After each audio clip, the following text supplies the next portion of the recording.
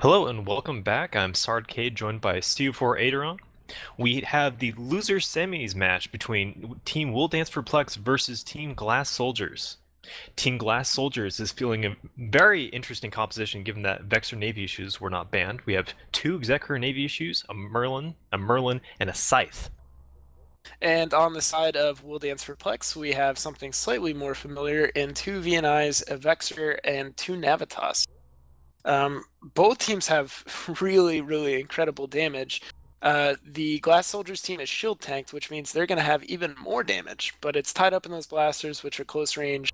Doesn't look like it's going to be a problem as they're right in on top, and already there's scrams going out and huge damage onto Sheki in the VNI.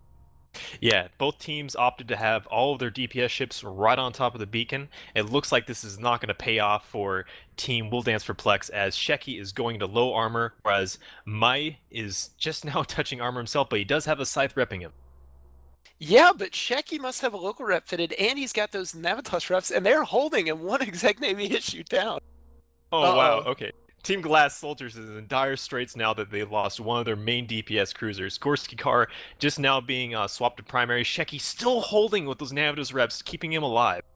Yeah, I think he's got more than just Navitas reps based on the amount. That has to be a local rep as well. Maybe a plate with an ancillary armor rep. That's the same thing they were running on the Myrmidon earlier to great success. And they've just won the fight. I mean, they've taken out all of the DPS from Glass Soldiers. I don't see any way for Glass Soldiers to come back in on this. Absolutely not. Absolutely not. This is the game over. This is very similar to what we saw with Team Rich T's cruiser rush into the Myrmidon composition of, I believe, Will Dance, or it was a Jigsaw. It's just was not able to burn through the reps fast enough, and over in seconds.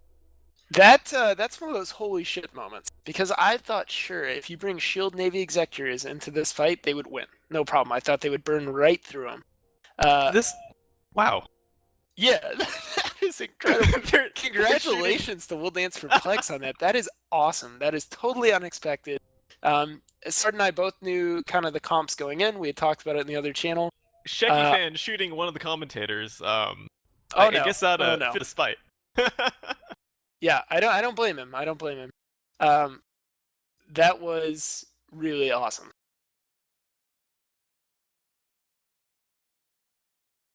I'm just looking now at the fits. I don't want to say too much because this is a comp that they could run in the future, but I am very, very impressed. And there's some AWOXing taking place now. Oh no, there was Concord on grid. Some Concord Oka.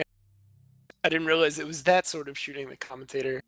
But congratulations to Sheki for lowering his own sex status and having the police scram one of his geckos.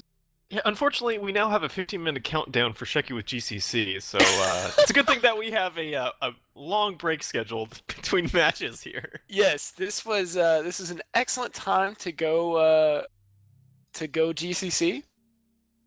But seriously, that match was really interesting. I think that match is the pinnacle of, wow, this gecko is just getting absolutely wrecked by Concord. But I think that match was a really perfect example of DPS that requires being in a certain range versus DPS that applies everywhere. The Vexor Navy issue really popular because your 700 DPS can travel all over the arena.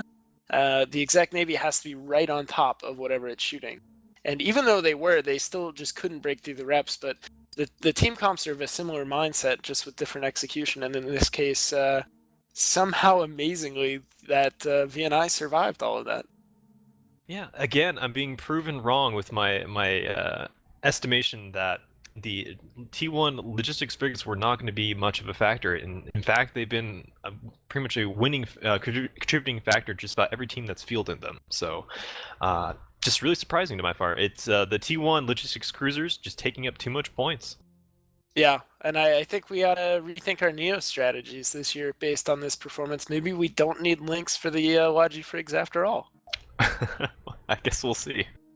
And that last side goes down in what was an exciting match with minimal police interference.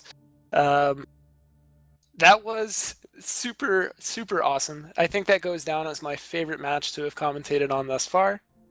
And on that super exciting note, we're going to send it back to the air quote studio.